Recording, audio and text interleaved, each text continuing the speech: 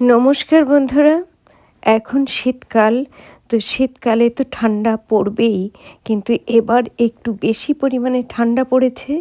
তো এই ঠান্ডায় আপনারা কে কেমন আছেন জানি না, তবে আশা করছি আপনারা প্রত্যেকেই ভালো আছেন, সুস্থ আছেন। আর সেই প্রত্যাশা নিয়ে ওল্ড অ্যান্ড নিউ কুইজিনে আপনাদেরকে আন্তরিকভাবে স্বাগত জানাচ্ছি। আজ বন্ধুরা শীতের বাঁধাকপি, নতুন আলু ও জ্যান্ত রুই মাছের মাথা দিয়ে এই রান্নাটি করেছি। আর এই রান্নাটি বন্ধুরা সাদা ভাতের সঙ্গে খেতে দুর্দান্ত টেস্টি হয়েছিল। তো বন্ধুরা, এই রান্নাটি আমি কিভাবে করেছি এবং কি কি উপকরণ দিয়ে করেছি সবই আপনাদের সঙ্গে শেয়ার করব। তাহলে বন্ধুরা সঙ্গে থাকুন আর দেখতে থাকুন। আশা করি শীতের বাঁধাকপি, নতুন আলু দিয়ে রুই মাছের মাথা রান্না আপনাদের ভালো লাগবে। এখন অনেক রাত, তাই সব উপকরণ কেটে কুটে একেবারে গুছিয়ে নিয়েছি।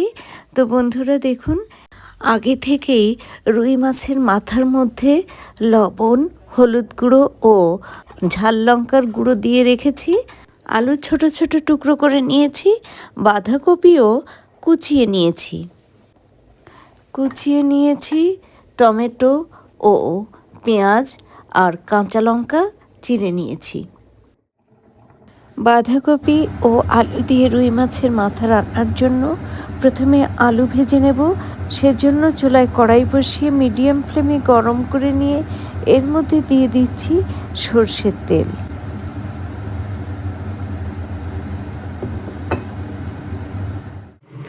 তেল পর্যাপ্ত গরম হয়ে গেছে। এখন এর মধ্যে আলুর টুকরোগুলো দিয়ে সামান্য হলুদ ও লবণ দিয়ে ভালোভাবে নেড়ে চেড়ে বেশ লাল লাল করে ভেজে নেব। তবে বন্ধুরা এমনভাবে ভাজবো যাতে 50%-এরও বেশি আলু সেদ্ধ হয়ে যায়।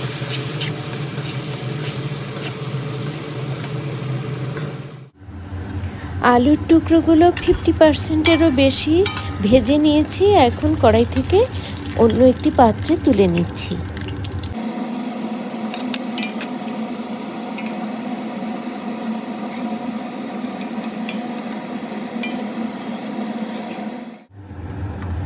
আলুর টুকরোগুলো ভেজে তুলে নেওয়ার পর কড়াইতে যে তেল রয়েছে, এই তেলের মধ্যেই লবণ, হলুদ গুঁড়ো ও ঝাল লঙ্কার গুঁড়ো মাখা রুই মাছের মাথা দিয়ে উল্টে পাল্টে বেশ ভালোভাবে ভেজে নেব। রুই মাছের মাথাও খুব ভালোভাবে ভেজে নিয়েছি। এবার কড়াই থেকে অন্য আরেকটি পাত্রে তুলে নিচ্ছি।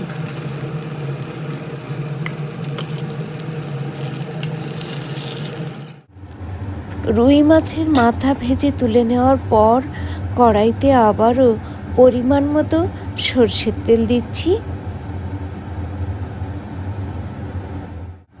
তেল গরম হয়ে গেছে। এই গরম তেলে দারচিনি, এলাচ, গোটা জিরে ও 2টো শুকনো লঙ্কা ছিঁড়ে ফোড়ন দিচ্ছি। ফোড়ন ভালোভাবে নেড়ে চেড়ে একটু ভেজে নিতেই সুন্দর সুগন্ধ বেরিয়েছে। তো এর মধ্যে এখন দিয়ে দিচ্ছি পেঁয়াজ কুচি। এবার পেঁয়াজ কুচি ফোড়নের সঙ্গে ভালোভাবে নেড়ে চেড়ে সুন্দর সোনালি কালার করে ভেজে নেব। পেঁয়াজ ভেজে নিয়েছি। এখন এর মধ্যে আদা রসুনের পেস্ট দিয়ে ভালোভাবে নেড়ে চেড়ে ভেজে আদা রসুনের গন্ধ দূর করে নেব।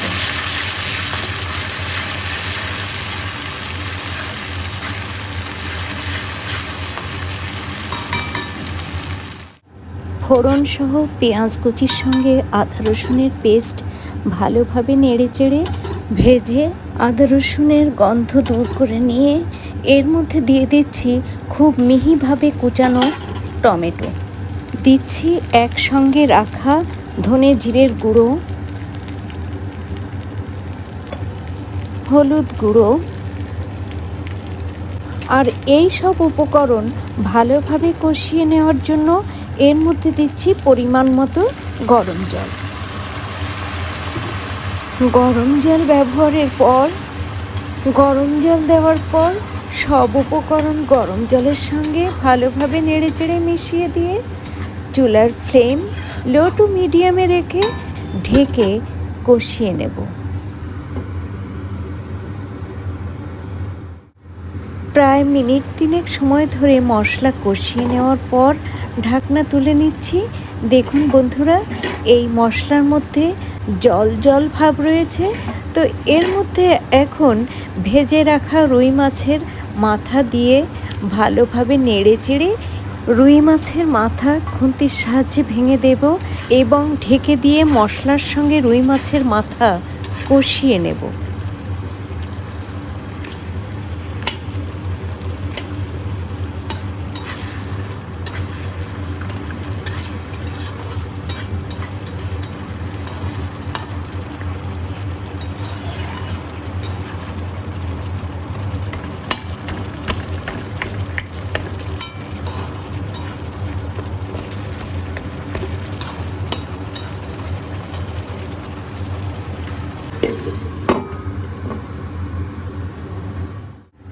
ঢাকনা তুলে নিচ্ছি।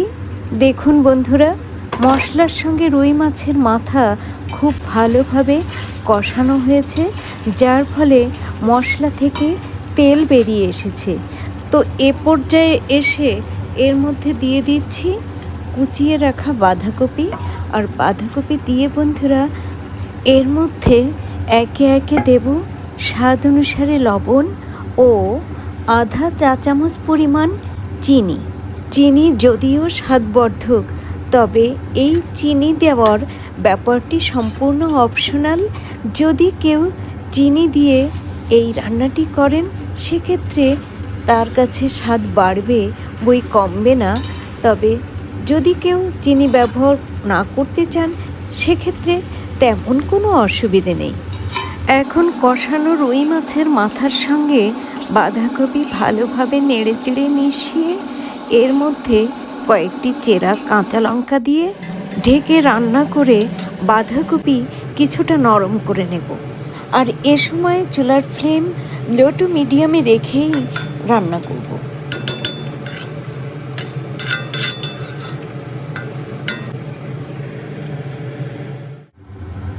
বন্ধুরা দেখুন, কাচের ঢাকনার ওপর থেকে দেখা যাচ্ছে যে বাঁধাকপির ভেতর থেকে বেশ জল বেরিয়েছে।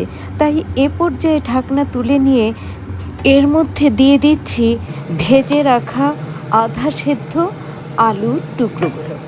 এবার মাছের মাথার সঙ্গে রান্না আধা সেদ্ধ বাঁধাকপি ও আধা সেদ্ধ ভাজা আলু খুব ভালোভাবে নেড়েচেড়ে মিশিয়ে দিয়ে ঢেকে রান্না করব। তবে বন্ধুরা, এই আধা সেদ্ধ বাঁধাকপি আর আধা সেদ্ধ আলু খুব ভালোভাবে সেদ্ধ হওয়া পর্যন্তই ঢেকে রান্না করব। তবে মাঝে 2-1 অফ ক্যামেরায় ঢাকনা তুলে নেড়ে চেড়ে দেব। বেশ কিছুক্ষণ রান্নার পর ঢাকনা তুলে নিচ্ছি। বাঁধাকপি, আলু ও রুই মাছের মাথা দিয়ে রান্না তরকারির মধ্যে বেশ ঝোল রয়েছে। তো এই তরকারিতে এইটুকু ঝোল রাখবো, সে কারণেই বন্ধুরা এখনই এর মধ্যে শাহি গরম মশলা অ্যাড করে সব উপকরণ খুব ভালোভাবে নেড়েচেড়ে মিশিয়ে দিয়ে ঢেকে দেব এবং এ পর্যায়ে চুলাও বন্ধ করে দেব।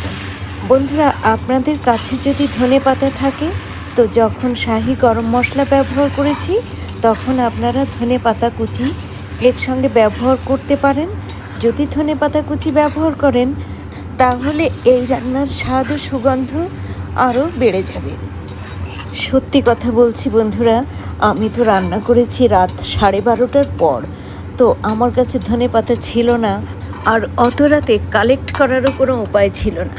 তাই আমি এভাবেই রান্না করেছি। আপনাদের কাছে যদি ধনেপাতা থাকে তাহলে অবশ্যই ধনেপাতা দিয়ে এই তরকারি রান্না করে খেলে বাঁধাকপি, আলু ও রুই মাছের মাথা দিয়ে রান্না করা তরকারির স্বাদ আপনাদের মুখে লেগেই থাকবে। 5 মিনিট পর ঢাকনা তুলে নিচ্ছি। বাঁধাকপি, আলু ও রুই মাছের মাথার তরকারি রান্না হয়ে গেছে। এবার কড়াই থেকে অন্য একটি পাত্রে তুলে নিচ্ছি।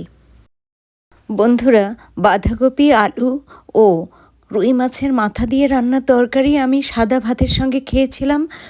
খুবই ভালো টেস্ট হয়েছে। তো আমার মনে হয়েছে বন্ধুরা, এই রান্নাটি সাদা ভাত, রুটি, লুচি, পরোটার সঙ্গে খেতে দুর্দান্ত লাগবে। বন্ধুরা, এখন প্রচুর পরিমাণে খুব ভালো ভালো বাঁধাকপি, যে বাঁধাকপিগুলো ছোট এবং শক্ত, সেই বাঁধাকপি দিয়ে যদি এই রান্নাটি করা হয় খুবই ভালো লাগবে। তো আজ এ পর্যন্তই বন্ধুরা। এতক্ষণ ধরে আমার যে সকল প্রিয় বন্ধু অতি ধৈর্য সহকারে আমার সঙ্গে থেকে এই বাঁধাকপি, আলু ও রুই মাছের মাথা দিয়ে রান্না তরকারির রেসিপি দেখলেন, তাদের প্রত্যেককে এবং ভবিষ্যতে যারা দেখবেন তাদেরকেও অসংখ্য অসংখ্য ধন্যবাদ। ভালো থাকুন, সুস্থ থাকুন। আবারও আপনাদের সামনে হাজির হব কোনো না কোনো ভিডিও নিয়ে।